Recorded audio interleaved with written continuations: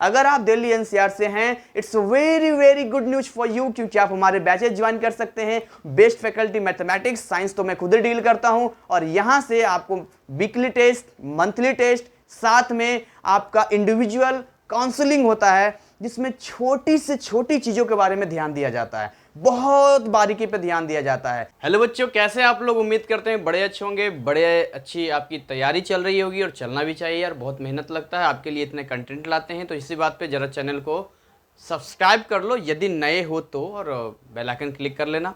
Video को like करना मत भूलना, कमेंट सेक्शन में आकर हमें बताना है क्या कुछ कैसा आपको लगा। टुडे वी आर स्टार्टिंग क्रांति बैच में एक नया चैप्टर, नया अध्याय, चैप्टर 21। और ये चैप्टर इसलिए भी इम्पोर्टेंट है क्योंकि परसों इस चैप्टर को मैंने कॉपी पेन पे बनाया, लगभग 1 घंटे का। अब यकीन मानेंगे, टेक्निकल इश्यू होने की वजह से जो है साउंड आया ही नहीं उसमें। अब आई डिसाइडेड कि उसको या तो फिर से मैं आवाज़ देता, तो जितना आवाज़ देने में टाइम लगेगा उससे अच्छा तो मैं बोर्ड पे बना दूंगा। तो ठीक है, उस परसों थोड़ी सी मुझे प्रॉब्लम थी, मेरे पीठ में दर्द थी, तो मैंने सोचा कॉपी पेन पे बना देते हैं। लेकिन चलो, चाहते हैं लोग कि मतलब ऊपर वाला भी चाहता है कि हम बोर्ड पर ही बनाएं, तो बोर्ड पर ही बनाएंगे। तो चैप्टर 21 जो है वो लाइट है। लाइट में आपको क्या पढ़ना है? Dispersion and scattering of light पढ़ना है। तो व्हाट इज डिस्पर्सन? डिस्पर्सन क्या होता है, स्कैटरिंग क्या होता है? देखिए, डिस्पर्सन का मतलब होता है कि जब एक वाइट लाइट अपने कॉन्स्टिट्यूएंट कलर्स में वो जब अलग अलग कलर्स दिखाता है, एक वाइट लाइट जब 7 रंग में बन जाता है, उसी को हम लोग बोलते हैं डिस्पर्स हो रहा है, ये फैल रहा है ये। बट जब स्कैटरिंग की बात करते हैं तो स्कैटरिंग का मतलब होता है जब पार्टिकल्स जो आसमान में आपको दिखाई देते हैं, वो पार्टिकल्स यदि लाइट उस पर आता है और वो फिर ऐसे स्कैटर कर जाता है, उसको स्कैटरिंग ऑफ लाइट कहते हैं, जिसके रेनबो का फॉर्मेशन होता है। वो भी हम देखेंगे, वो भी हम पढ़ेंगे। रेनबो नहीं, रेनबो में तो टोटल इंटरनल होता है, उसमें आप देखेंगे जैसे आकाश क्यों नीला दिखाई देता है, ये सारी चीज़ें उस पर सवाल में आता है। तो वह स्कैटर होता है ब्लू लाइट का। तो अभी हम सबसे पहले पढ़ेंगे लाइट के बारे में। देखिए, लाइट क्या होता है? Light is a form of energy. क्या है लाइट के बच्चों? लाइट क्या है? ये लाइट के बारे में हम जानते हैं। लाइट है क्या? तो लाइट है फॉर्म ऑफ एनर्जी, ऊर्जा का वो रूप है जिसकी वजह से हम चीजों को देख पाते हैं। यानी वो फॉर्म ऑफ एनर्जी है जिसकी वजह से why which we can see anything, किसी चीज को हम देख पाते हैं, डेट इज लाइट। और लाइट का जो स्पीड होता है, जो स्पीड है लाइट का, जिसको c से डिनोट करते हैं, वो होता है 3 गुना 10⁸ मीटर पर सेकेंड। इन किस में होता है? तो अलग अलग एयर में लेते हैं या वैक्यूम। ये आपको ध्यान रखना है कि 3 गुना 10⁸ मीटर पर सेकेंड होता है स्पीड ऑफ लाइट। क्या होता है बच्चों? स्पीड ऑफ लाइट होता है। इसका मतलब हुआ कि अगर इसको मोटा मोटी समझा जाए तो इसको आप ऐसे समझ सकते हैं, 30 लाख मीटर पर सेकेंड, यानी 1 सेकेंड में 30 लाख मीटर जाएगा। या इसी चीज को आप रिप्रेजेंट करेंगे तो वो कुछ आएगा 3 लाख किलोमीटर पर सेकेंड। हेलो, एज्यूम करके देखते हैं कि 1 सेकेंड में ना जो लाइट है वो लगभग 3 लाख किलोमीटर ट्रेवल कर सकता है। जनरली दिल्ली से पटना 1000 किलोमीटर है, वहां ट्रेवल करने के लिए प्लेन से भी जाएंगे तो 2 घंटे का टाइम कम से कम आपको लगेगा। लेकिन ये 1 सेकेंड में 3 लाख किलोमीटर पर सेकेंड चल लेता है, जिसकी वजह से जो है सनलाइट वाली रोशनी बहुत जल्दी अर्थ पे आ जाती है। राइट, ये कुछ बेसिक चीजें मैं आपको बता रहा था। आगे हम बात करते हैं कि जनरली हम पढ़ेंगे यहां पर व्हाइट लाइट के बारे में। किसके बारे में पढ़ेंगे बच्चों? व्हाइट लाइट के बारे में पढ़ेंगे। अब व्हाइट लाइट जो होता है ना, जो व्हाइट लाइट, सनलाइट जिसको होता है, जो व्हाइट लाइट होता है, ये 7 रंगों से मिलकर बना होता है। कितने रंगों से मिलकर बना होता है? 7 रंगों से मिलकर बना होता है। इसीलिए जब इसको हम लोग स्प्लिट करते हैं, स्प्लिट मतलब जब इसको हम लोग ब्रेक करते हैं भाई, तो इसके जो कॉन्स्टिट्यूएंट कलर्स होते हैं, तो ये ब्रेक करता है इंटू 7 कलर्स में ब्रेक करता है। कितने कलर्स में? इंटू 7 कलर्स में ब्रेक करता है। ठीक है, 7 रंगों में ये ब्रेक करता है। वो कलर्स भी अभी हम देखेंगे, या वेवलेंथ के अकॉर्डिंग हम बात कर सकते हैं, या वेवलेंथ के अकॉर्डिंग हम बात कर सकते हैं। अब मैं आपको क्लियर कर दूं कि यदि आप वेव फेनोमेनन पढ़ रहे हैं, जो मैं अभी वीडियोस का अपलोड कर रहा हूं रेगुलर, 1-2 दिन के अल्टरनेट में पार्ट बाय पार्ट, तो उसमें वेवलेंथ को मैंने बहुत इजीली तरीके से समझाया है। अब देखिए होता क्या है कि जो वेव का ट्रैवल का ग्राफ बनता है वो कुछ इस तरीके से बनता है। अगर ये ग्राफ का रिप्रेजेंटेशन है तो ये कुछ इस तरीके का जाता है, ये कुछ इस तरीके का जाता है। इसमें आप देखेंगे ध्यान से, इस वाले पॉइंट को क्रेस्ट कहते हैं, अगर आप पढ़े होंगे तो इस वाले को ट्रफ कहते हैं, इस वाले को ट्रफ कहते हैं। तो एक क्रेस्ट और दूसरे क्रेस्ट का जो बीच का डिस्टेंस होता है उसको हम लोग लेमडा से डिनोट करते हैं, और इसी को वेवलेंथ कहते हैं, या एक ट्रफ और दूसरे ट्रफ के बीच का डिस्टेंस। इसमें एक सोचने वाली बात और समझने वाली बात यह होती है कि कंप्लीट साइकिल कंप्लीट होता है। जैसे देखिए यहां से यहां तक आएंगे तो ये, इस वाले को देखेंगे तो ये, और नीचे वाले कटोरे को मिलाएंगे तो ये, तो एक कंप्लीट सर्कल कंप्लीट होता है। और यहाँ जो टाइम पीरियड लगता है उसी को हम लोग कैपिटल टी से डिनोट करते हैं। हालांकि ये जो लेंथ है इसी को हम लोग लेमडा यानी वेवलेंथ के नाम से इसको जानते हैं, जब एक कंप्लीट सर्कल कंप्लीट करता है। तो या तो हम वेवलेंथ के फॉर्म में दिखाएंगे, या तो हम दिखाएंगे 7 रंगों में स्प्लिट कर रहा है ये। और ये कहां पर स्प्लिट करेगा ये भी समझने वाली बात है, कहां स्प्लिट करेगा।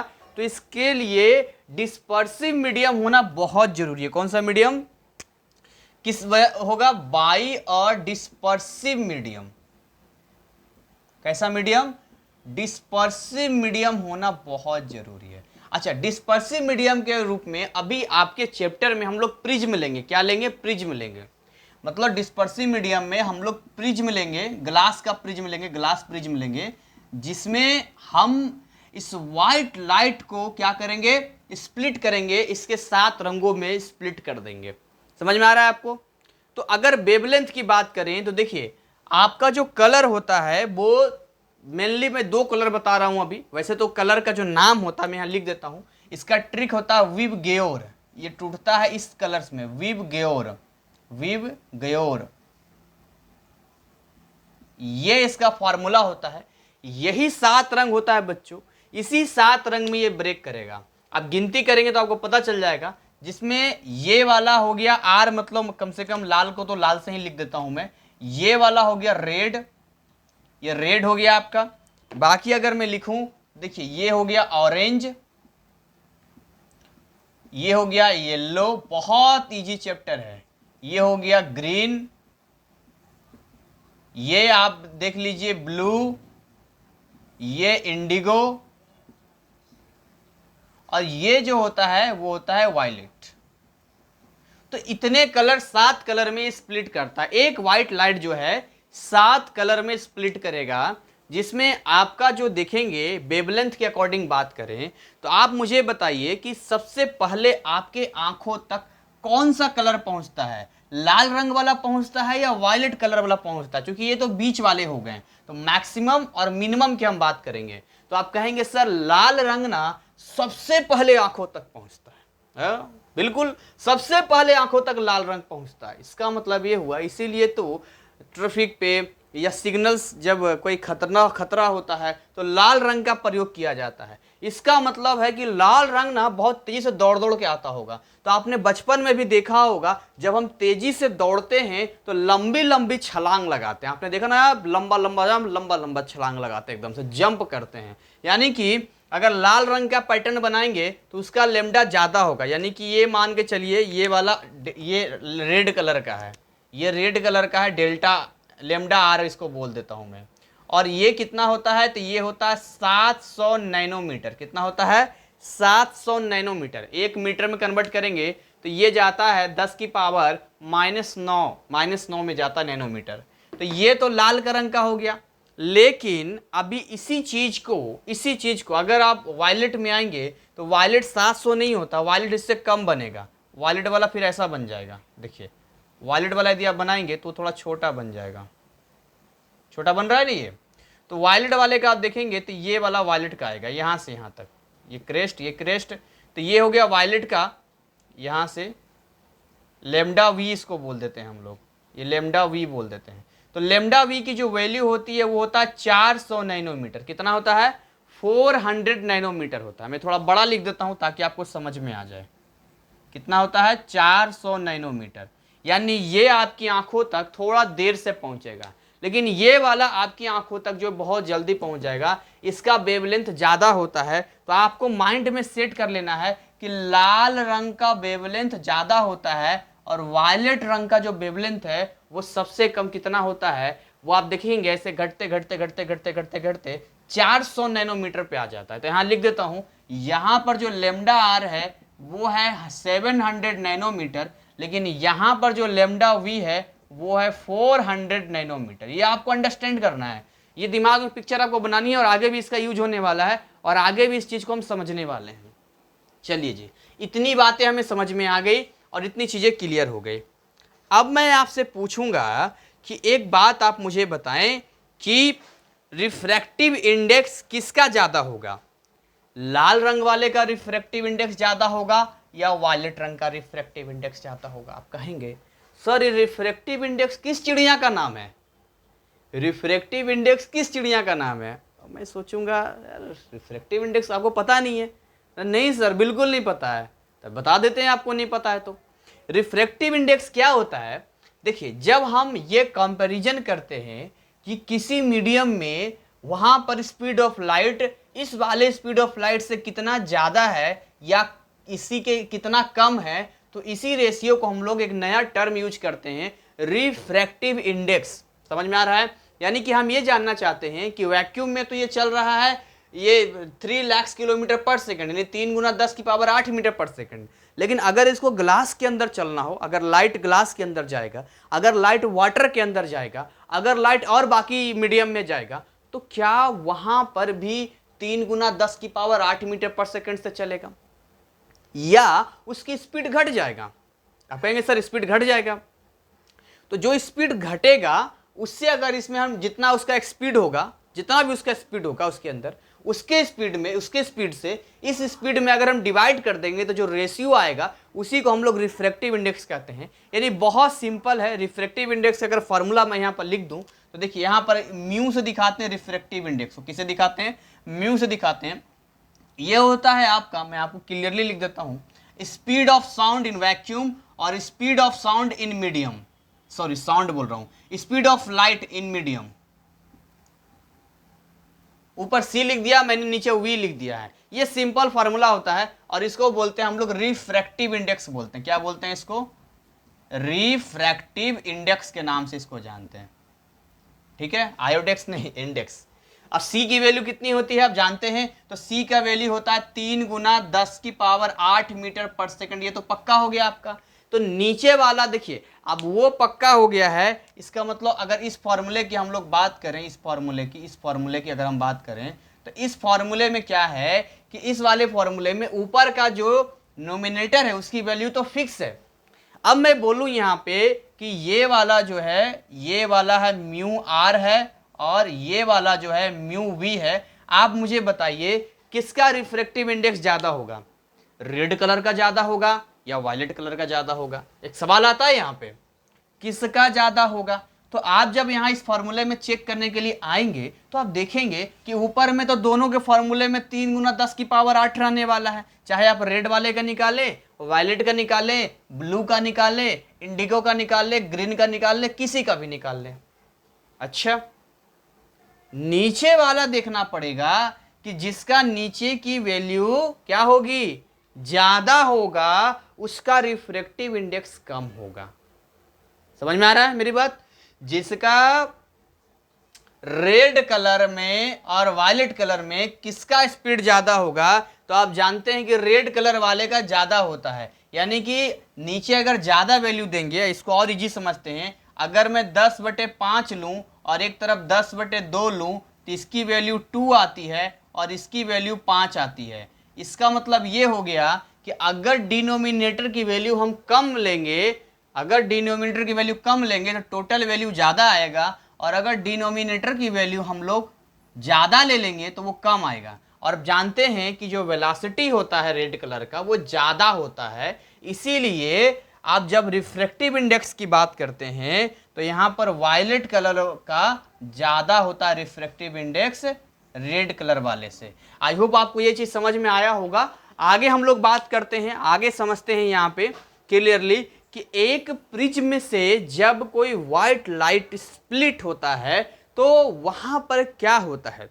देखिए होता क्या है कि जो प्रिज्म होता है वो ग्लास का बना होता है। किसका बना होता है? ग्लास का बना होता है। अब जो एयर, देखिए जो व्हाइट लाइट आता है वो तो एयर से आता है, तो यहाँ पर दो मीडियम होता है और यहाँ जो लाइट आपने पढ़ा, हालांकि टीएमए के चैप्टर होने की वजह से रिफ्रैक्शन और रिफ्लेक्शन, रिफ्लेक्शन एंड रिफ्रैक्शन वाला जो टॉपिक है वो आपका हट गया, यानी कि आप पढ़ेंगे नहीं उसे। तो अब यहाँ पर मुझे ही बताना पड़ेगा। तो जब कोई एक मीडियम से दूसरे मीडियम में लाइट एंटर कर जाता है तो उस फेनोमेनन को हम लोग रिफ्रैक्शन बोलते हैं। क्या बोलते हैं? रिफ्रैक्शन बोलते हैं। लेकिन जब कोई एक मीडियम में जाता है और उसी मीडियम में वापस आ जाता है, आपने बॉल को फेंका और बॉल वापस आ गया, इसको हम लोग रिफ्लेक्शन के नाम से जानते हैं। हालांकि डिटेल में हम इतना नहीं जाएंगे, लेकिन यहाँ पर जो है रिफ्रैक्शन का इस्तेमाल हो रहा है, तो मुझे सबसे पहले आपको रिफ्रैक्शन समझाना पड़ेगा। रिफ्रैक्शन में क्या क्या टर्म यूज होता है ये मुझे समझाना पड़ेगा। रिफ्रैक्शन में कैसे इंसिडेंट रे रिफ्रैक्टेड रे में जाता है तो क्या बदलाव आता है ये मुझे समझाना पड़ेगा, तब जाके प्रिज्म में से व्हाइट लाइट को स्प्लिट कर पाएंगे। समझ में आ रहा है मेरी बात? चलिए तो इसको हम रफ कर देते हैं, मिटा देते हैं बच्चों। और बहुत इंटरेस्टिंग चैप्टर है ये, इतना मजेदार चैप्टर है, मजा आ जाएगा। आज रक्षाबंधन का दिन है, आप सबको जो है बहुत बहुत बधाई और शुभकामनाएं पूरे देशवर्ष को। तो आज के दिन जो है मुझे लगा लाइट वाला चैप्टर फिनिश्ड कर देना चाहिए, तो हमने कहा ठीक है इसको फिनिश्ड करते हैं। देखिए रिफ्रैक्शन सबसे पहले पढ़ते हैं। रिफ्रैक्शन होता क्या है? अगर हम रिफ्रैक्शन की बात करते हैं तो रिफ्रैक्शन वो फेनोमेनन होता है जहां एक मीडियम से दूसरे मीडियम में लाइट क्या करता है? गुजर जाता है, आर पार हो जाता है। जैसे कोई भी ग्लास आप ले लीजिए और यहां से आप लाइट ऐसे देंगे तो सीधा यहां से गुजर जाएगा, लेकिन क्या लगता है वो सीधा गुजरता है? नहीं, सीधा नहीं गुजरता है। अगर हवा में, जैसे ये टॉर्च है, ये मान के चलिए टॉर्च है, अब टॉर्च से बहुत सारा लाइट निकल रहा है, जिसमें से एक लाइट में निकालूं तो वो सीधा जाएगा, एकदम से ऐसे जाएगा, या एक लाइट ऐसे निकालूं तो ये ऐसे जाएगा, ये वाला ऐसे जाएगा, ये वाला ऐसे जाएगा। लेकिन अगर यहां पर मैं कोई ग्लास लगा दूं, यहां पर मान के चलो कोई ग्लास में लगा दूं, यहां पर कोई ग्लास लगा दूं, ये हो गया ग्लास, तो यहां पर जब ये एंटर करेगा तो जाना चाहिए ऐसे, इसको जाना चाहिए ऐसे, इसको जाना चाहिए ऐसे, लेकिन ऐसे नहीं जाएगा, ऐसे नहीं जाएगा। ये कुछ बदलाव हो जाएगा, इसके अंदर कुछ चेंज हो जाएगा। तो सर कैसे जाएगा? तो यही हमें सीखना है कि रिफ्रैक्शन में कैसे जाता है। आइए फटाफट देख लेते हैं। देखिए मान के चलते हैं कि ये जो है यहाँ पर एक हमने ग्लास ले लिया, ठीक है, ये ग्लास ले लिया। उससे पहले हम क्लियरिफाई करते हैं दो मीडियम में, जिस मीडियम में स्पीड ऑफ लाइट ज़्यादा होता है, जिस मीडियम में स्पीड ऑफ लाइट ज़्यादा होता है उसको रेयर मीडियम कहते हैं, और जिस मीडियम में स्पीड ऑफ लाइट कम जाता है उसको हम लोग डेंसर मीडियम के नाम से जानते हैं। एक तुलनात्मक है, कंपैरिजन करते हैं, जैसे एयर और वाटर, तो वाटर डेंसर हो जाएगा, एयर रेयरर हो जाएगा। उसी तरीके से वाटर और ग्लास, तो वाटर रेयरर हो जाएगा, ग्लास आपका डेंसर हो जाएगा। मैं लूंगा एयर और ग्लास, तो एयर रेयरर हो जाएगा और ग्लास जो है वो डेंसर हो जाएगा। तो जिस दो मीडियम में से एक मीडियम में अगर स्पीड ऑफ लाइट जिसमें कम होगा वो डेंसर, जिसमें ज़्यादा होगा वो रेयरर मीडियम के नाम से जानेंगे। तो यहाँ पर तो सबसे पहले हम लिख लेते हैं कि अगर ये ग्लास है, अगर ये हम ग्लास ले रहे हैं, ठीक है, और इधर एयर है ये, तो ये हो गया आपका रेयरर मीडियम। कौन सा मीडियम हो गया बच्चों? ये वाला, ये हो गया रेयरर मीडियम। और ये कौन सा मीडियम हो गया? ये हो गया डेंसर मीडियम। क्या बात है, ये हो गया डेंसर मीडियम, ये हो गया रेयरर मीडियम।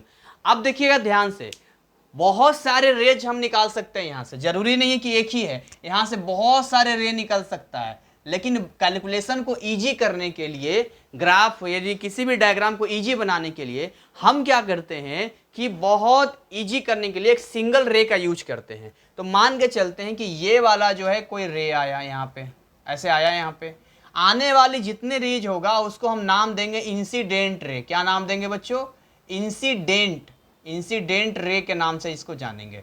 अब देखिए जब भी कोई सरफेस पे कोई भी इंसिडेंट रे आती है, तो चाहे वो रिफ्लेक्शन हो चाहे वो रिफ्रैक्शन हो, एक हम लोग नॉर्मल बनाते हैं। नॉर्मल एक काल्पनिक लाइन होता है जो सरफेस या उस प्लेन पे एकदम 90 डिग्री पे होता है, यानी इसका कोई अस्तित्व नहीं होता है ये बस एक एंगल को मेजरमेंट करने का एक तरीका होता है, यानी इससे हमें पता चलता है कि कितना एंगल में बराबर एंगल में है या नहीं है, बस यही हमें पता चलता है। तो इधर से आ रहा इंसिडेंट रे, ये आ रहा यहाँ रोक दिया इसको, कहाँ जा रहे हो तुम, बोले कहाँ क्या जा रहे हो, बोले जा कहाँ रहे हो तुम, रुको अभी यहीं पर। रुका ये, बोला क्या है, बोला कि यहाँ पर जो है ग्लास है ये और नीचे पेंट नहीं किया हुआ है, तो ये तुम्हारा कोई आईना नहीं है कि तुम वापस चले जाओगे। बोला अच्छा, तुम अंदर जाओगे और अंदर जाओगे तो यहाँ पर जो है तुमको जाना चाहिए ऐसे, वो बताएगा देखो तुमको जाना चाहिए ऐसे। बोले हाँ हम तो ऐसे ही जाएंगे। बोला ऐसे कैसे ऐसे चले जाओगे, बीच में है ट्रैफिक, ये है रेयरर मीडियम, यहाँ भी है रेयरर मीडियम, यानी तुम रेयरर से रेयरर में जाओगे लेकिन बीच में है ट्रैफिक, यहाँ लगा है जाम, ये लिया है ग्लास। अब यहाँ पर तुम्हें क्या होगा, ऐसे मोड़ मोड़ के जाना पड़ेगा, तो कुछ ना कुछ मुड़ेगा। तो बच्चों आपको ध्यान क्या रखना है कि ये डॉट डॉट लाइन है, नहीं एक्चुअली लाइन नहीं है, ये इसको ऐसे जाना चाहिए लेकिन ऐसे नहीं जाएगा जैसे कि यहां पर इसको जाना चाहिए था। तो अब क्या होगा, ये जो नॉर्मल हमने लिया है यहां पे, दिस इज कॉल्ड नॉर्मल। जब कोई भी इंसिडेंट रे रेयरर मीडियम से डेंसर मीडियम में एंटर करती है तो वो नॉर्मल की ओर मुड़ जाती है, बेंड्स टुवर्ड्स नॉर्मल। एक वर्ड यूज करते हैं बेंड्स टुवर्ड्स नॉर्मल। तो ये जो है इसको ऐसे ना जाके ये कुछ ऐसे हो जाएगी, ये दिख रहा है आपको, यानी कि आप देखेंगे ये एंगल आई हो गया, दिस इज एंगल आई, इसको बोलते हैं एंगल ऑफ इंसिडेंस बोलते हैं। एंगल आई को मैं यहां लिख देता हूं, एंगल आई इज व्हाट, तो angle I is called angle of incidence, this is called angle of incidence के नाम से इसको जानते हैं, राइट।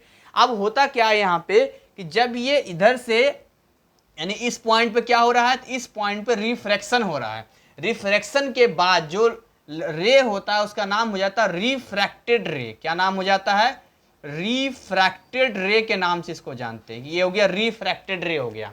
तो यहां जो एंगल बन रहा है अब ये एंगल आर बन रहा है, ये कौन सा एंगल बन रहा है, एंगल आर बन रहा है यहाँ पे। तो एंगल आर इसको बढ़िया से लिख लेते हैं थोड़ा सा, तो ये एंगल आर को हम लोग क्या बोलेंगे, angle R is angle of refraction. क्या बोलेंगे इसको, एंगल ऑफ रिफ्रैक्शन बोलेंगे इसको। अब देखिए अभी भी ये बाहर नहीं निकला है, अभी भी ये बाहर नहीं निकला है, अभी तो ट्रैफिक जस्ट खत्म ही किया है। अभी ये जैसे इस बाउंड्री को क्रॉस कर जाएगा वापस रेयरर मीडियम में आ जाएगा। सो यहां पे होता क्या है बच्चों कि अगेन फिर से यहां रिफ्रैक्शन होगा। बोले रुको, बोले क्या हुआ, बोले जैसे एंटर किया था ना वैसे ही यहां एग्जिट करोगे ना, एग्जिट यहां पर भी तुमको वही करना पड़ेगा। तो बोले क्या करना पड़ेगा, तो एक नॉर्मल खींचेंगे, कैसे करके नॉर्मल खींचा। आप ध्यान से देखेंगे तो नॉर्मल खींचने के बाद इसको जाना चाहिए इसी वे में, लेकिन ऐसे नहीं जाएगा। ये होता है, कहता है कि जब कोई रेयरर से डेंसर में आएगा तो वो अभिलंब की ओर यानी नॉर्मल की ओर मुड़ जाएगा, यानी बेंड्स टुवर्ड्स नॉर्मल। और जब कोई डेंसर से रेयर में एंटर करेगा तो वो मतलब नॉर्मल से दूर हो जाएगा, अवे फ्रॉम द नॉर्मल। तो इसको ऐसे ऐसे जाना चाहिए था लेकिन ऐसे ना जाके ये ऐसे हो जाएगा, यानी कि आप देखेंगे यहां पर ये वाला हो गया, इसको बोलते हैं ई। ई क्या है यहां पर, तो इसको एंगल ई को बोलते हैं angle of emergence, angle of emergence.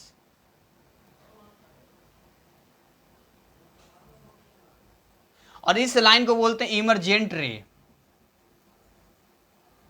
Emergent ray के नाम से इसको जानते हैं। अब यहां जो देखते हैं, अब रियलिटी में देखेंगे तो ये इसका डिफ्लेक्शन है, यानी कि बेचारा अगर ये बीच में ट्रैफिक नहीं होता सीधा ऐसे जाता, लेकिन मुड़ने उड़ने की वजह से अब ऐसे जा रहा है। तो इसके बीच में जो ये आप देख रहे हैं, ये परपेंडिकुलर डिस्टेंस आप देख रहे हैं, इसको लेटरल डिस्प्लेसमेंट के नाम से हम लोग जानते हैं। हालांकि इसमें इस चीज का कोई इस्तेमाल नहीं है, लेकिन मैं आपको बता देता हूं इसको लेटरल डिस्प्लेसमेंट कहते हैं, हालांकि इसका कोई मतलब नहीं बनता है। तो ये जो जो टर्म आपको दिखाई दिया यहाँ पे, वो सारे टर्म देखो यहां पर भी आ रहा है, यहां पर भी, ठीक है, यहां पर इस्तेमाल हो रहा है। तो जितने भी टर्म आपको दिखाई दिए, जितनी भी चीजें मैंने यहां पर आपको समझाई, सेम हम लोग प्रिज्म में यहां फॉलो करने वाले हैं। क्या करने वाले हैं, प्रिज्म में फॉलो करने वाले ने, प्रिज्म में वही काम होने वाला है जो यहां पर काम हुआ है। तो कैसे काम होता है, चलिए मैं आपको एक बार करके दिखाता हूं, फिर उसका हम फार्मूला भी जो डिराइव करेंगे और बड़े मजेदार तरीके से सीखेंगे इसको। देखिए बहुत प्रेम से हम लोग एक प्रिज्म लेते हैं, ले लिया जाए प्रिज्म जी। तो ये देखिए एक बड़ा सा प्रिज्म हम लोग यहाँ पर बना लेते हैं, और बड़ा ले लूं क्या? ले लीजिए सर, अपना ही कार्य।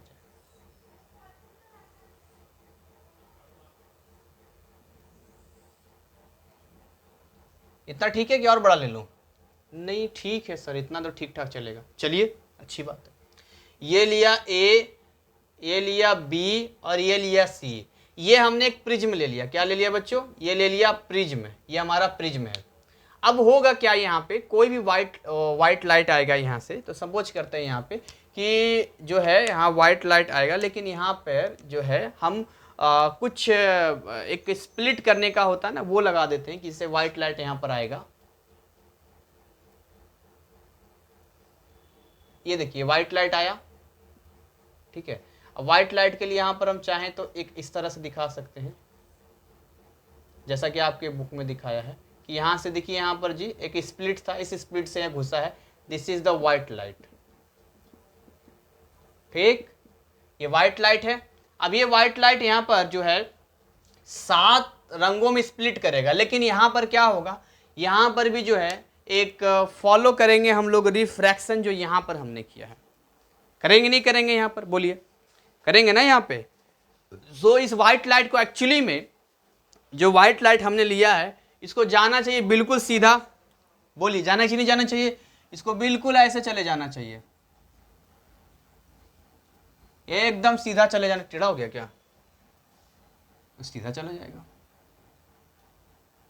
ये देखिए, इसको ऐसे जाना चाहिए था, लेकिन बीच में आ गया प्रिज्म, और प्रिज्म जो है एक डिस्पर्सिव मीडियम है।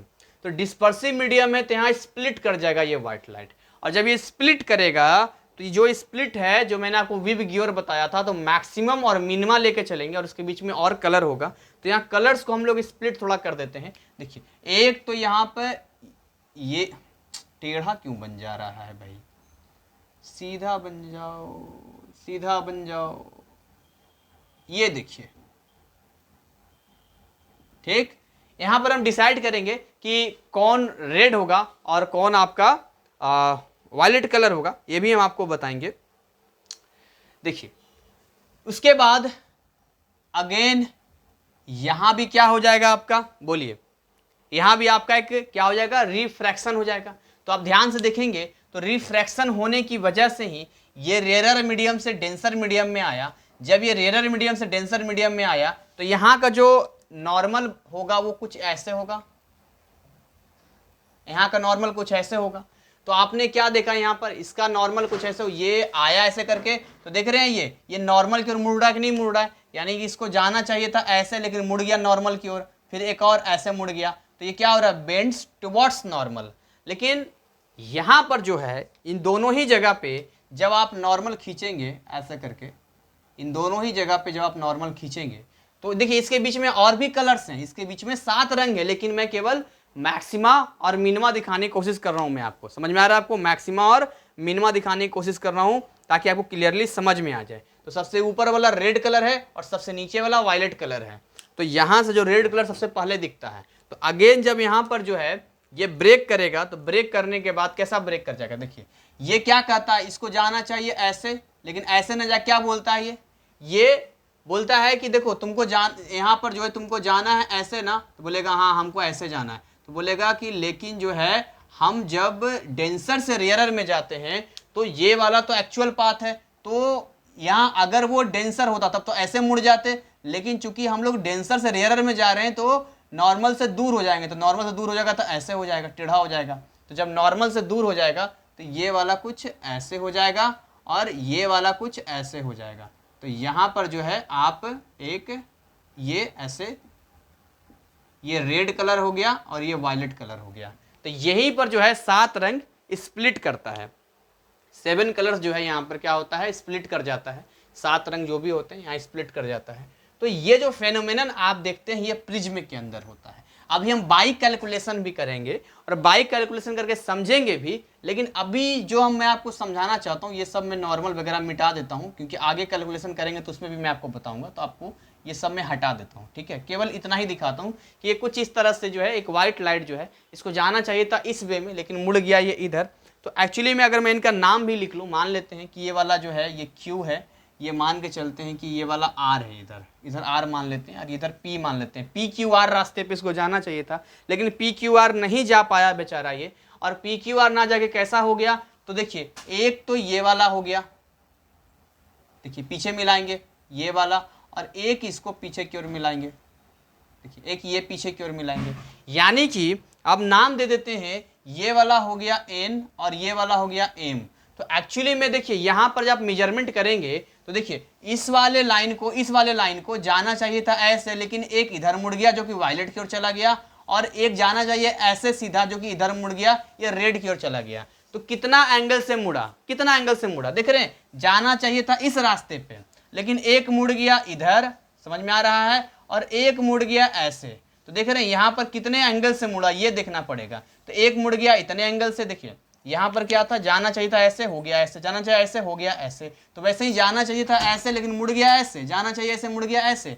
तो रेड कलर वाले का जो है यहाँ पर एंगल ये बन रहा है, मतलब रेड कलर इतने एंगल से डेविएट कर गया, इसको बोलते हैं डेविएट कर गया है, लाइट है ना, डेविएशन ऑफ लाइट हम लोग बोलते हैं, डेविएट कर गया है, ये रेड कलर का डेविएशन है। लेकिन ये वाला पूरा अगर आप देखेंगे, ये वाला पूरा देखेंगे तो ये वायलेट कलर का डेविएशन है। तो सबसे ज्यादा डेविएशन जो दिखने को मिलता है आपको, वो वायलेट कलर का सबसे ज्यादा डेविएशन देखने को मिलता है। रेड कलर वाला तो इसको हम लोग डेल्टा से डिनोट करते हैं, ऐसे डेल्टा आर, इसको बोलते हैं डेल्टा वी, तो इसको बोलते हैं एंगल ऑफ डेविएशन के नाम से जानते हैं। इस एंगल को क्या बोलते हैं हम लोग, इस एंगल को हम लोग क्या बोलते हैं, तो इस एंगल को हम लोग बोलते हैं, इसको डेल्टा आर हो जाएगा angle of deviation of red colour,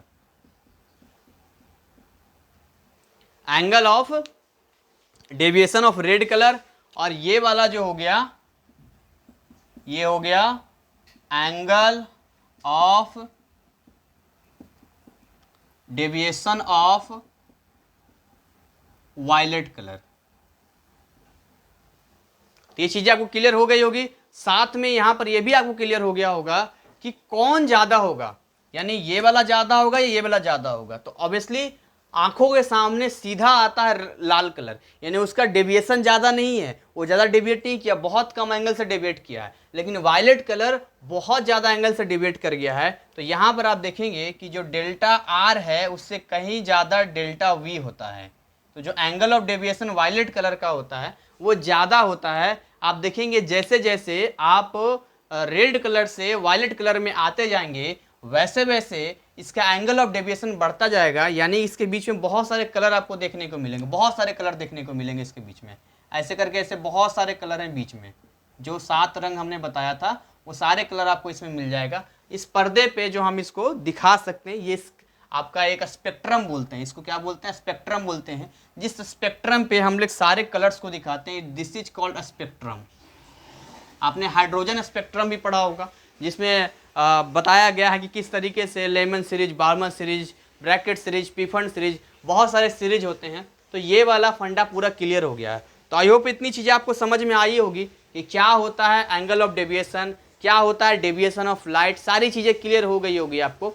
today बोल रहा हूँ, अब हम जो पढ़ने वाले नाउ वो पढ़ने वाले हैं कि इसका कोई फार्मूला होता है कि नहीं होता है, यानी इसको किस फार्मूले से निकालते हैं, क्या कुछ कहते हैं। तो एक चीज़ पहले मैं क्लियर कर दूं कि ये जो कोने वाला एंगल आपको दिख रहा है ये एंगल ए है। यहाँ पर क्या है, ये एंगल ए है, और एंगल ए को हम लोग बोलते हैं किस, एंगल ऑफ प्रिज्म बोलते हैं, यानी प्रिज्म का कोण कहते हैं। क्या बोलते हैं एंगल ए को, यहाँ एंगल ए को हम लोग बोलते हैं angle of prism, angle of prism के नाम से इसको जानते हैं, राइट। तो देखिए इसी से मिलता जुलता, इसी के जैसा, मतलब यही सेम डायग्राम यहाँ पर हम फिर से बनाते हैं। देख रहे हैं यहाँ पर फिर से डायग्राम बनाते हैं, या आप कहें तो यहीं पर हम डायग्राम बना देंगे, लेकिन इस बार जो हम डायग्राम बनाएंगे उसमें सिंगल बनाएंगे। सिंगल बनाने का मतलब ये हो गया कि अब हम क्या करेंगे कि यहाँ 2 लाइनें नहीं लेंगे, नहीं रेड वायलेट ये सब अलग अलग नहीं लेंगे, केवल सिंगल एक लाइन से रिप्रेजेंट हम लोग करेंगे कि एक लाइन से यहाँ पर काम हो रहा है, और उसी के जरिए हम लोग इस फार्मूले को, जो भी फार्मूला होगा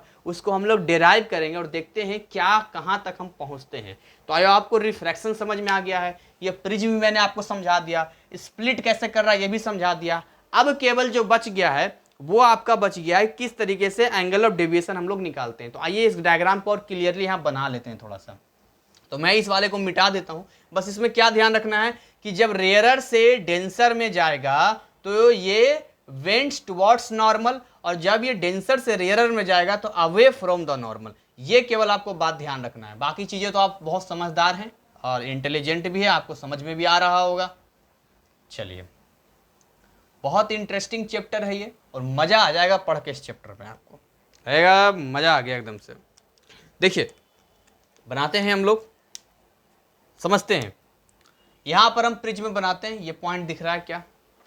चलिए, पॉइंट दिख तो रहा है ये वाला, अच्छी बात है, दिख रहा है तो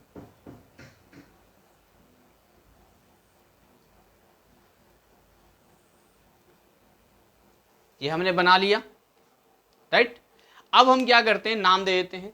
ये वाला आपका ए हो गया, ये आपका बी हो गया, ये सी हो गया। वही वाला सेम बना रहे, कोई अलग नहीं है, बस ये है थोड़ा सा कि छोटा बड़ा डायग्राम हो सकता है, लेकिन उसी के जैसा बनाने की हमारी कोशिश रहेगी यहाँ पे।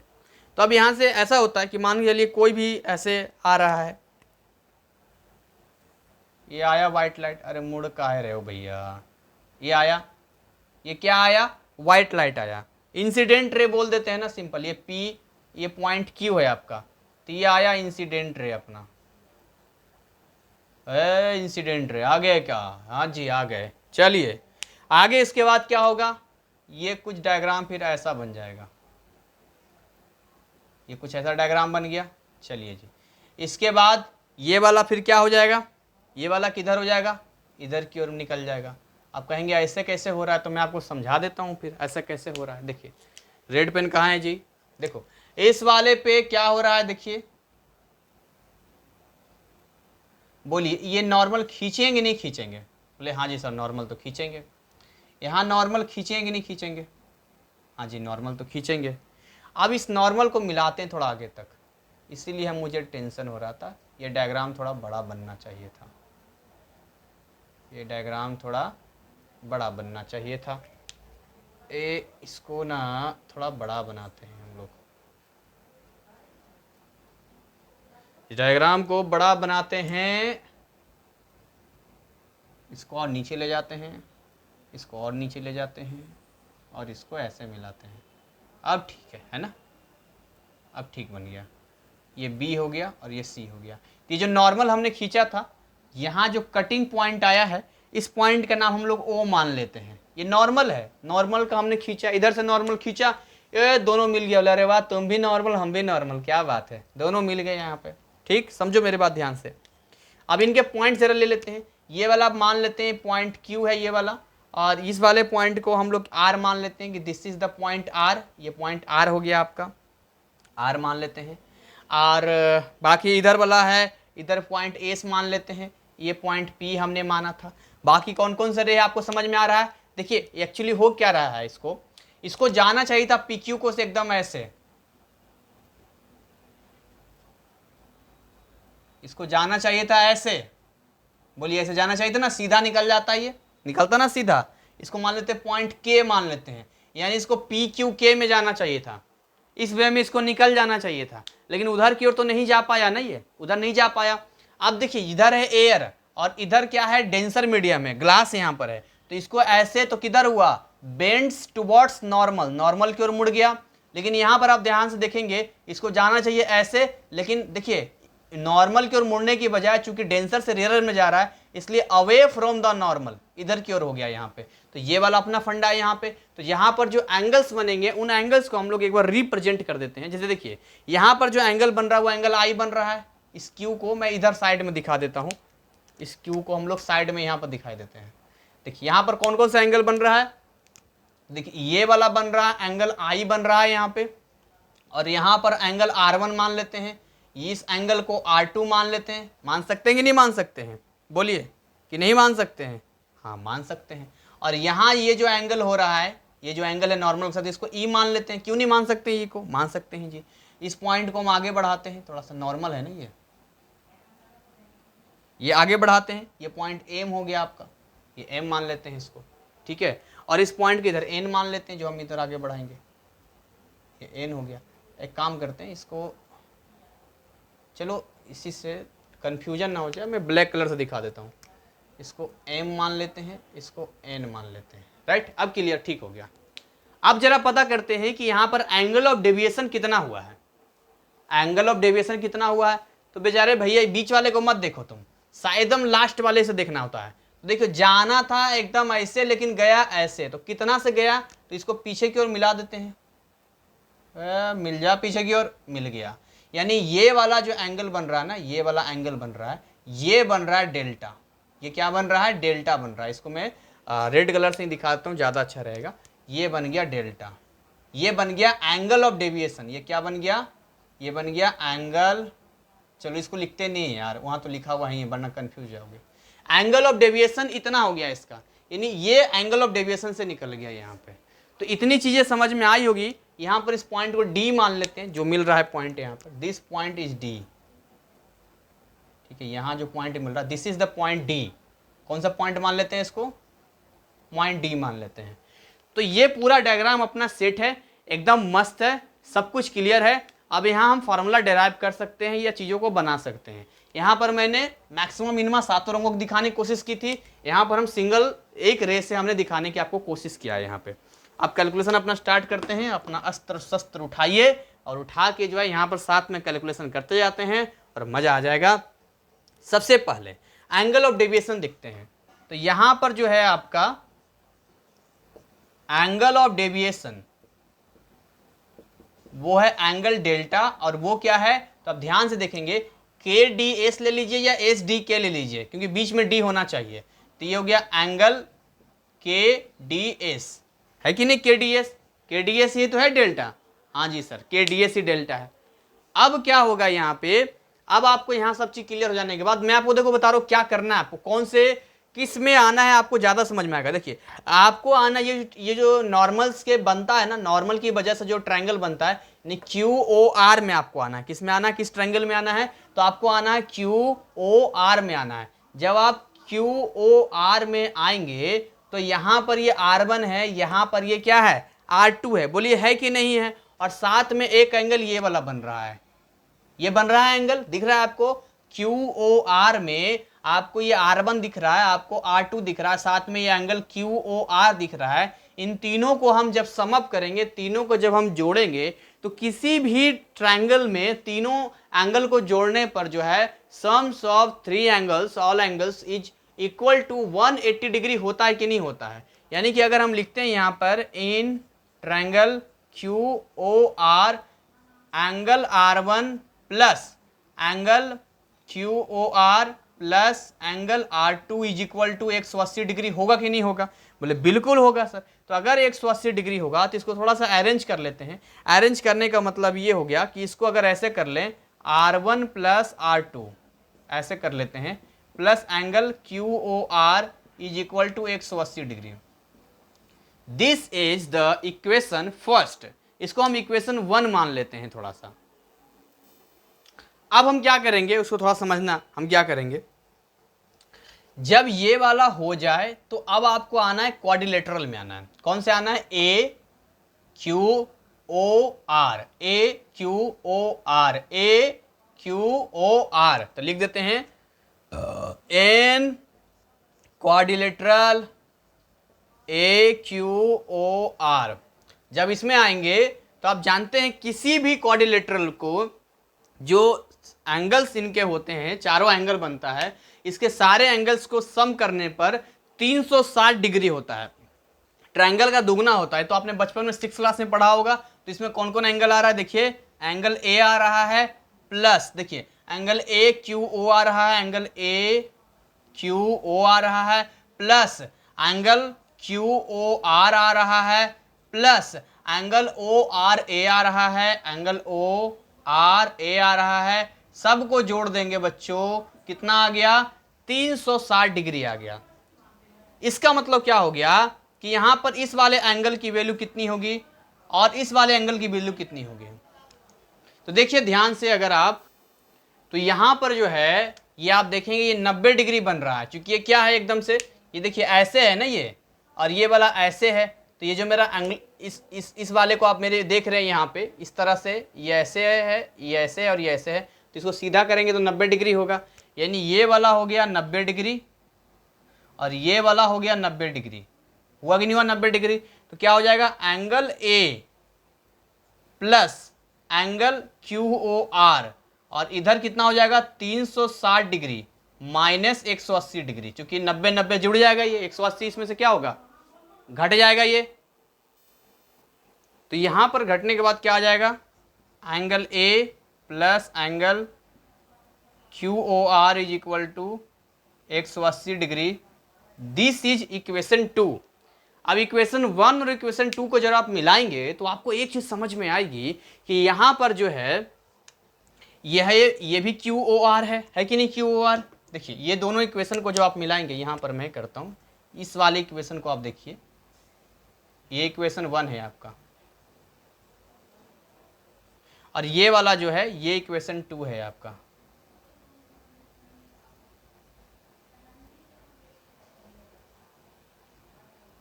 अब यहां पर ध्यान से आप देखेंगे कि आपको एक चीज समझ में आएगी कि ये एंगल ए है और ये R1 है और ये R2 है, यानी कि क्यू ओ आर सेम हो गया, 180 डिग्री सेम हो गया। तो यहां पर ये वाला एंगल है, ये वाला टर्म इस टर्म के इक्वल होना चाहिए। तो फ्रॉम इक्वेशन 1 एंड 2 हम ये देखते हैं कि जो एंगल ए है वो R1 और R2 के इक्वल है कि नहीं, इक्वल है यहाँ पर। तो यहाँ पर जो है इसको मैं ब्लू मार्कर से लिख देता हूँ, इधर, चलिए इधर ही लिख देते हैं, इसको रफ कर लेते हैं, थोड़ा सा रफ करके इसको इधर लिख लेते हैं, रफ करके इधर लिख लेते हैं सारी चीजें।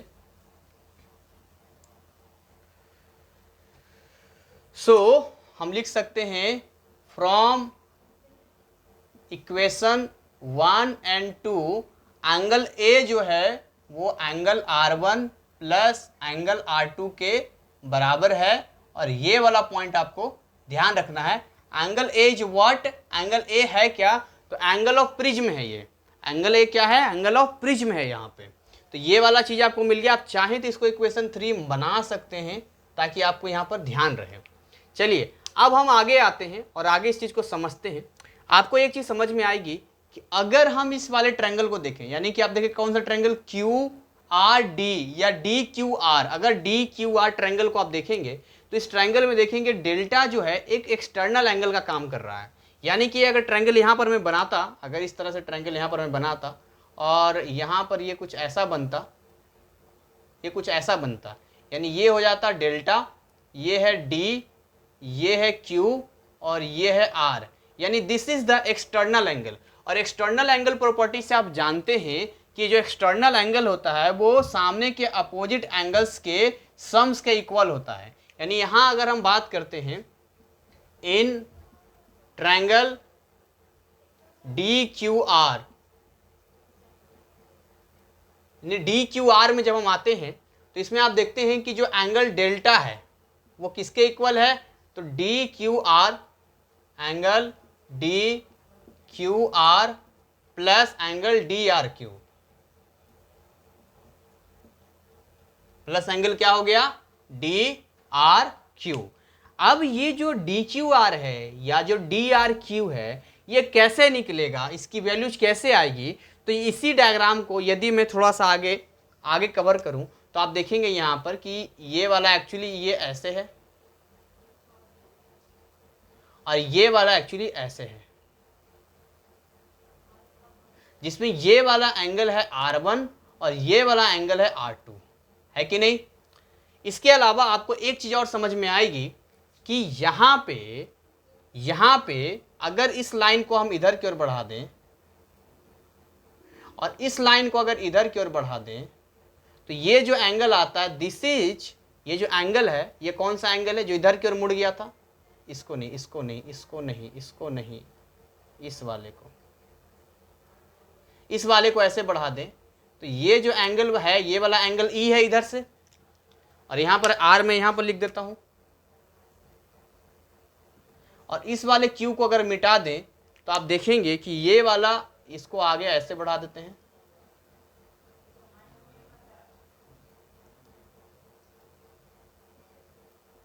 और इस वाले को ऐसे बढ़ा देते हैं, तो ये जो है एंगल आई बन रहा था ये यहां पर, और अब इसको यहां पर हम नाम दे देते हैं कि ये वाला अपना क्यू है, ठीक।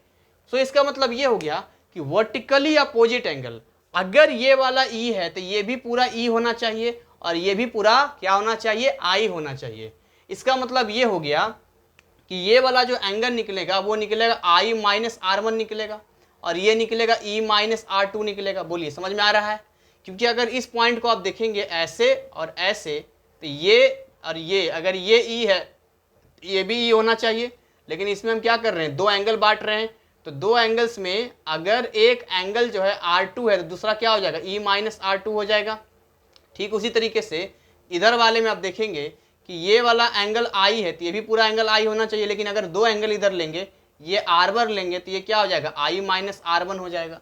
तो वही काम यहाँ पर हम कर देंगे, यानी कि delta is equal to angle DQR हम लेते हैं तो क्या हो जाएगा, I माइनस R1, ऐसे angle I minus angle R1 plus DRQ लेंगे तो क्या हो जाएगा, angle E minus angle R2, ये वाला आ जाएगा आपका। क्लियर हो रहा है ये आपको? यहां तक कंसेप्ट समझ में आ रहा है आपको? चलिए, आपको समझ में आ रहा होगा, मुझे उम्मीद है। आगे हम लोग बात करते हैं। तो यहां पर जो है आपका, अगर आप इसको सारे क्लियरली खोलेंगे इसको, तो डेल्टा इज इक्वल टू, देखिए एंगल I हो गया, ये एंगल E हो गया, यहां पर अगर आप माइनस कॉमन ले लेंगे तो बचेगा angle R1 plus angle R2। सो ये हो जाएगा delta is equal to angle I plus angle E minus, इसको हमने इक्वेशन 3 से क्या बोल सकते हैं, एंगल A बोल सकते हैं, फ्रॉम इक्वेशन 3। तो ये A इधर भेज दीजिए तो क्या हो गया, delta plus angle A is equal to angle I plus angle E। ये एक रिलेशन आपका बनके तैयार हो गया, ये इक्वेशन तैयार हो गया, ये रिलेशन तैयार हो गया, जिसमें आप देखेंगे ये वाला क्या है, एंगल ऑफ डेविएशन, ये वाला ए क्या हो गया आपका, एंगल ऑफ प्रिज्म,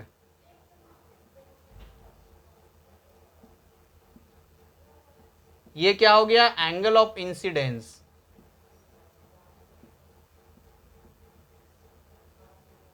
और ये क्या हो गया, एंगल ऑफ इमरजेंस।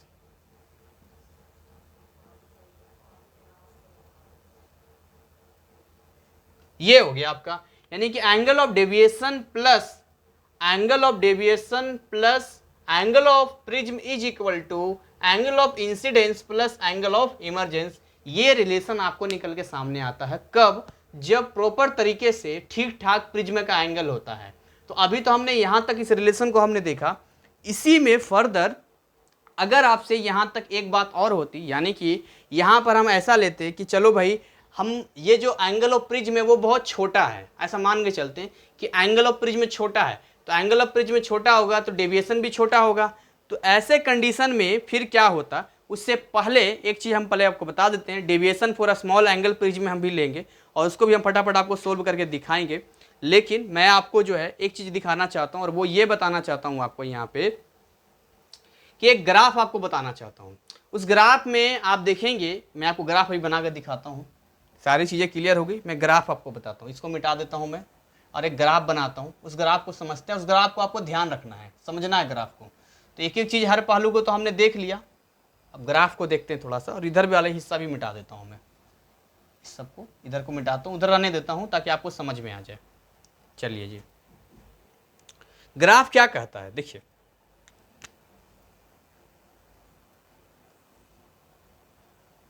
ये जो ग्राफ हम बना रहे हैं ये डेल्टा और ये आई का ग्राफ है, यानी कि एंगल ऑफ डेविएशन और एंगल ऑफ इंसिडेंस का ग्राफ है, एंगल ऑफ इंसिडेंस का ग्राफ है ये। इस ग्राफ का जो पैटर्न बनता है, ये जो ग्राफ आपका बनता है वो कुछ ऐसे बनता है,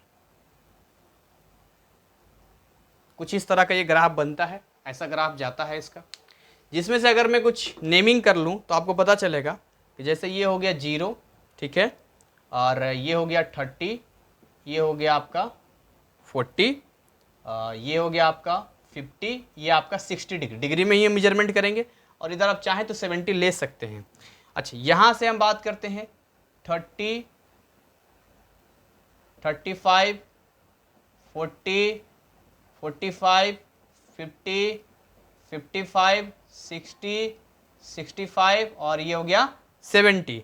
ठीक है। हालांकि यहाँ तक बहुत ज़्यादा आगे तक भी आप जा सकते हैं, उससे कोई इशू नहीं है। तो यहाँ पर आपको एक चीज़ समझना होगा कि अगर आप कोई भी एक चूज करते हैं, जैसे मान के चलिए कि हम यहाँ कोई भी एक चूज करना चाहते हैं, जैसे ये वाला चूज करना चाहते हैं, कोई भी लाइन सिलेक्ट करते हैं हम लोग, जैसे इस वाले एंगल ऑफ डेल्टा की वैल्यू पे जाते हैं, तो इस ग्राफ में देखिए एक ये वाला वैल्यू मिलता है, एक ये वाला वैल्यू मिलता है, यानी कि यहाँ पर हमें एक ये वैल्यू मिल जाती है, एक ये वैल्यू मिल जाती है। तो एक्चुअली में एक एंगल आई मिलता है, एक एंगल आर मिलता है। आप समझिए यहाँ पर जो आपको मिलता है, एक आई मिलता है, एंगल ऑफ इंसिडेंस मिलता है, एक एंगल ऑफ इमरजेंस मिल जाता है। लेकिन एक पॉइंट ऐसा है यहाँ पर, ये वाला पॉइंट, जहाँ पर जो है केवल सिंगल पॉइंट है, यानी कि सिंगल डेल्टा मिलेगा और सिंगल आपको यहाँ पर आई मिलेगा। यानी इस कंडीशन पे, यानी ये मिनिमा हो गया, ये क्या हो गया, एट मिनिमा। अगर आप मिनिमा पे आते हैं तो जो एंगल आई है वो एंगल ई के इक्वल हो जाता है, जबकि यहाँ डिफरेंट था, यहाँ एंगल आई कुछ और था, एंगल ई कुछ और था, अलग अलग ग्राफ बता रहा था। तो अगर मिनिमा केस में आते हैं तो एंगल आई अगर एंगल ई के इक्वल हो जाए तो यहाँ से फर्दर जो रिलेशन आपका बनेगा, इस वाले रिलेशन में जब आप आएंगे तो क्या देखते हैं आप, angle delta plus angle A is equal to angle I, और ई की जगह भी लिख सकते हैं एंगल आई, तो हो जाएगा delta plus angle A is equal to 2 angle I. तो angle I is equal to क्या आ जाएगा, angle delta plus angle A divide by 2, ये आ जाएगा, ये आ जाएगा। यहाँ पे कहां पर आ रहा है, मिनिमा पे, जब एंगल आई और एंगल ई दोनों इक्वल होंगे वहां पर ये चीजें आ रही है। ये आपको थोड़ा सा समझना है यहाँ पे कि इस कंडीशन पे केवल ऐसा हो रहा है। यहाँ पे अगर मान लिया जाए कि इसी में एक और हो जाता है कि जब ये कंडीशन होता है तो जो एंगल R1 है वो एंगल R2 के बराबर हो जाता है। इसको R मान लेते हैं, से मान लिया वो R है यहाँ पे, तो वहाँ पर अगर इसको R मान लेंगे तो वहाँ इक्वेशन 3 को अगर आप देखेंगे तो angle A is equal to क्या हो जाएगा, 2R1 हो जाएगा, फिर तो जुड़ जाएगा ना, तो 2R हो जाएगा यहाँ पे। तो हम लिख देते हैं इसको 2 एंगल R लिख देते हैं। तो यहाँ एंगल R की वैल्यू कितनी हो जाएगी, एंगल A डिवाइड बाई 2 हो जाएगा यहाँ पे। चलिए इतनी चीज़ें समझ में आ गई, ये सब समझ में आ रहा था, बहुत बढ़िया जा रहा था। अब यहाँ पे एक स्नेल्स लॉ होता है। कौन सा लॉ होता है, बोलो मेरे साथ, स्नेल्स लॉ। स्नेल्स लॉ क्या होता है सर, तो law, second law of refraction में आता है। बहुत सिंपल है, कहता है दो मीडियम का, किसी भी दो मीडियम का जहां रिफ्रैक्शन हो रहा है, साइन आई और जो साइन आर होता है वो कांस्टेंट होता है, इसी को हम लोग कहते हैं स्नेल्स लॉ। और ये किसके इक्वल होता है, तो ये होता है रिफ्रैक्टिव इंडेक्स के इक्वल होता है। किसके इक्वल होता है, रिफ्रैक्टिव इंडेक्स के इक्वल होता है। यानी आप देखेंगे साइन आई और साइन आर को हम लोग क्या बोलते हैं, साइन आई और साइन आर को अपॉन साइन आर को हम लोग रिफ्रैक्टिव इंडेक्स कहते हैं। समझ में आ रहा है, तो यानी कि यहाँ पे आप वैल्यूज को पुट करेंगे तो साइन और आई की वैल्यू कहाँ गया, यहाँ पर आई की वैल्यू ये पुट कर देंगे आप, delta plus angle A divide by 2, और नीचे आर के वैल्यू क्या पुट कर देंगे आप, एंगल ए बाई 2। तो ये इस तरीके से एक आपके सामने निखर कर आता है, जिसमें आपको यहाँ पर एक चीज़ समझ में आती है कि जब हम यहाँ पर लेते हैं रिफ्रैक्टिव इंडेक्स तो ये आ जाता है simply sine delta plus A by 2, simply मैं लिख देता हूँ, और नीचे लिख देता हूँ साइन ए बाई 2। तो ये रिलेशन आपके सामने आ गया। ये कहाँ पर हो रहा है, ये सब कहाँ पर हो रहा है, जब इस केस में हो रहा है, इस केस में आपको देखना मिनिमा पे हो रहा है। आपको मिनिमा पे हम लोग बात करें, ग्राफ के इस पॉइंट पे जहाँ आई और ई दोनों इक्वल हो जाए, इस पॉइंट पे यदि हम बात करें तो ये चीज़ें आपके सामने आती है।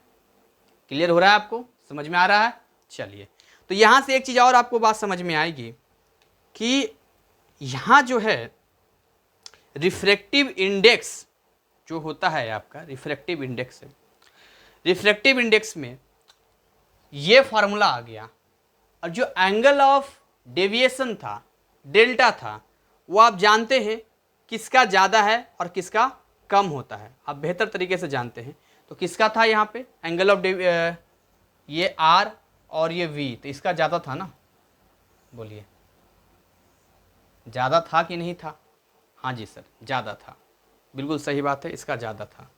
तो यहाँ से कुछ रिलेशन आपके सामने आया है जो आपको यहाँ पर समझना है। आगे जो है हम लोग आगे बात करते हैं। आगे अब हमें क्या बात करना है, उससे पहले एक चीज़ जान लेते हैं कि जो एंगल ऑफ डेविएशन होता है वो किस पे डिपेंड करता है, मटेरियल ऑफ प्रिज्म पे डिपेंड करेगा, और दूसरा जो है वेवलेंथ ऑफ लाइट पे डिपेंड करेगा। तो मैं यहाँ पर कहीं लिख देता हूँ, ये जो होता है पहला किस पे डिपेंड करता है, मटेरियल ऑफ प्रिज्म, और दूसरा wavelength of light.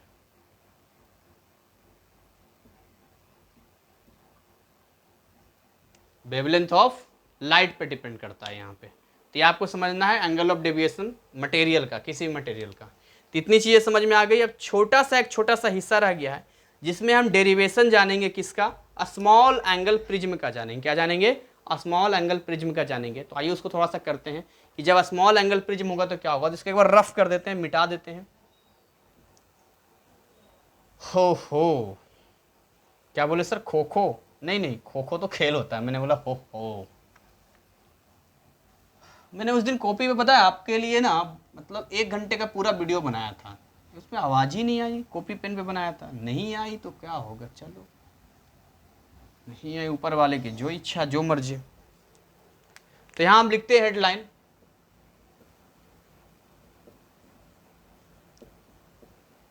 Derivation for a small angled prism.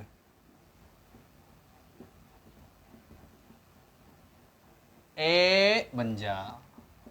देखिए जब स्मॉल एंगल प्रिज्म की बात करेंगे इसमें, तो इसमें होता क्या है, इसको थोड़ा समझते हैं कि जब छोटा एंगल होता है ना, तो कोई भी एंगल आप लेते हैं, छोटे वाले केस में कोई भी एंगल लेते हैं यहाँ पे, जैसे ये साइन आई लेते हैं, तो ये लगभग जो है आई के इक्वल हो जाएगा, आप समझिएगा। या मान के चलिए आप साइन R1 लेते हैं, तो ये लगभग R1 के इक्वल हो जाएगा। उसी तरीके से यदि आप साइन ई लेते हैं तो ये लगभग जो है ई के इक्वल हो जाएगा, और उसी तरीके से साइन R2 लेते हैं तो लगभग R2 के इक्वल हो जाएगा। तो जो स्नेल्स लॉ से हमने यहाँ पर अभी देखा था, mu is equal to sine I, और ये साइन R1 था ना इसका, तो ये क्या हो जाएगा, आई अपॉन R1। तो यहाँ से आई की वैल्यू क्या आ जाएगी, mu R1। This is the equation 1। Secondly अगर निकालेंगे हम लोग तो साइन क्या निकल जाएगा, ई अपॉन साइन R2, जो दूसरे सरफेस का हमने निकाला था। तो इसको जनरली ई बाई R2 कर सकते हैं। तो यहाँ से ई क्या निकल जाएगा, mu R2। This is the equation 2। ठीक है, अब एक काम करते हैं, यहाँ पर दोनों को जोड़ देते हैं। क्या करते हैं, जोड़ देते हैं।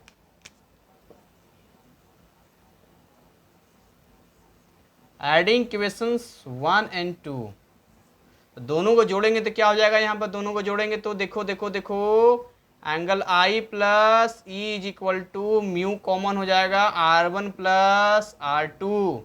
तो आई प्लस ई, और इसको हम क्या बोल सकते हैं, म्यू ए बोल सकते हैं। R1 प्लस R2 क्या था, ए था। ध्यान कुछ आया कि नहीं आया, आया सर। आई प्लस ई भी किसके इक्वल था, डेल्टा प्लस ए के इक्वल था। इससे पहले रिलेशन बताया था मैंने, delta plus A is equal to mu into A था। अब यहाँ से और क्या निकल सकता है, डेल्टा इज इक्वल टू क्या हो जाएगा, म्यू ए माइनस ए, यानी ए कॉमन ले लिया तो क्या बचेगा, म्यू माइनस 1 बचेगा। तो यहाँ से आपका एक डेल्टा का फार्मूला निकलता है, delta is equal to mu minus A into A. This is the formula of angle of deviation, right. यहाँ तक ये फार्मूला हमने निकाल लिया, ये समझ लिया, हो गया। और क्या, अब सर इसमें और क्या जानना है, और क्या समझना है, अब देख लो ना भाई। अब मुझे बताओ रिफ्रैक्टिव इंडेक्स किसका ज़्यादा होता है, यहाँ से क्या कंक्लूड करते हैं। तो आप जानते हैं रिफ्रैक्टिव इंडेक्स जो है किसका ज़्यादा होगा, वायलेट कलर का। किसका ज़्यादा होगा, वायलेट कलर का ज़्यादा होगा। क्यों, क्योंकि उसका स्पीड ऑफ लाइट कम होता है। तो अगर यहाँ पर वैल्यू पुट करेंगे, तो अगर आप निकालेंगे यहाँ पर, तो जनरली लेमडा आर और लेमडा वी, तो ये वाला ऑब्वियसली ये वाला कौन सा हो जाएगा, उल्टा हो जाएगा, उल्टा हो जाएगा का, नहीं ठीक तो है, ठीक है ठीक है ठीक है, ये बिल्कुल फंडा ठीक है। यानी एक बार जब यहाँ पर हम मान लो ऐसा लिखेंगे delta R is equal to mu R minus 1 into A, और एक बार जब डेल्टा वी लिखेंगे तो mu V minus 1 into A, mu R कम है, म्यू वी ज़्यादा है, यानी इसका वैल्यू ज़्यादा आएगा, इसका वैल्यू कम आएगा। देयरफॉर हम कह सकते हैं कि ये वाला ज़्यादा है और ये वाला कम है। तो ये यहाँ से भी हमें निष्कर्ष निकलता है। तो इतनी चीज़ें आपको समझ में आ गई। चलिए, उम्मीद करता हूँ कि आपको चैप्टर समझ में आया होगा। मेरी मेहनत और मेरी कोशिश दोनों ही सार्थक हुई होगी और आपने कॉपी पेन पर इन सारी चीज़ों को सोल्व किया होगा। क्योंकि फिजिक्स है और फिजिक्स जो है वो मैथ का भाई है, मैथ का दोस्त है, मैथ का जुड़वा भाई, जो आपको समझना समझ लीजिए। तो ऐसे ही मन लगा के पढ़ाई कीजिए। और सबसे जो स्पेशल आप देखते हैं, मेरा जो डेडिकेशन है आपके वीडियो के क्लासेस के लिए, वो कभी भी फॉर्मेलिटी पूरा करने के लिए नहीं होता है। और मैं आपके लिए तब तक साथ रहूँगा, एग्ज़ाम के एक दिन पहले तक आपके साथ रहूँगा। तो मेरा कमिटमेंट है, जो कमिटमेंट मैं पूरा करूँगा। अभी मैं अपने चैनल का व्यूज़ देख रहा था, नया चैनल बनाया है, तो इसमें मैं देख रहा था अभी फ़िलहाल आज के डेट का, यानी अगस्त 2021 अभी चल रहा है। तो अभी आज रक्षाबंधन है, 22 तारीख के यहाँ पर है। तो आज तक का मैं देख रहा था कि टोटल जो है अभी जो 4000 घंटे कंप्लीट होते हैं, उनमें से अभी थोड़ा कम है, यानी 1000 घंटे कंप्लीट होने वाला है अभी। सब्सक्राइबर भी फ़िलहाल अभी 212 के आसपास है। तो मैं ये सोच कर नहीं चल रहा हूँ, यूट्यूब ने 1 साल का टाइम दिया है, जो 1 साल का टाइम देता है, जिसमें आपको 4000 घंटे कंप्लीट करने होते हैं। तो मैं ये सोच कर नहीं चल रहा कि जल्दी जल्दी जो है सब जल्दी देखे, कुछ भी वीडियो डाल दो, कुछ ही कर दे। नहीं, मेरा चैनल मोनेटाइज होगा या नहीं होगा, इससे मेरे ज़िंदगी में कोई बड़ा बदलाव नहीं आएगा। लेकिन उससे पहले जो मैं मेहनत कर रहा हूँ, जितने वीडियो डाल रहा हूँ, अगर इन चीज़ों से आपका रिजल्ट आता है, यानी आप जैसे सैकड़ों बच्चों का रिजल्ट अच्छा आता है, तो वो जो है मेरे लिए सबसे बड़ा तोहफा होगा और वही मेरा असली जो है इनाम है। तो मैं ये नहीं सोचता कि मैं अपने चैनल को मोनेटाइज करना, ये करना, वो करना, कुछ भी कर लो, साम दाम दंड भिंड, नहीं भाई नहीं। यूट्यूब एक जरिया है, मेरा मेहनत है। आज नहीं तो कल मेरा चैनल मोनेटाइज भी होगा और उसमें पैसे भी आएंगे, वो तो आना ही आना है। लेकिन वो साइड की चीज़ें हैं, वो सेकेंडरी चीज़ है। प्राइमरी चीज़ है आपका परफॉर्मेंस, प्राइमरी चीज़ है मेरा डेडिकेशन, आपके सिलेबस को कंप्लीट कराना। दिस इज प्राइमरी, और उससे मैं पूरा करता हूँ। तो खैर, वीडियो ज़्यादा लंबा ना हो, इसी के साथ मैं अपनी वाणी को विराम देता हूँ और मिलेंगे इसके अगले पार्ट में। तब तक जय हिंद, जय भारत।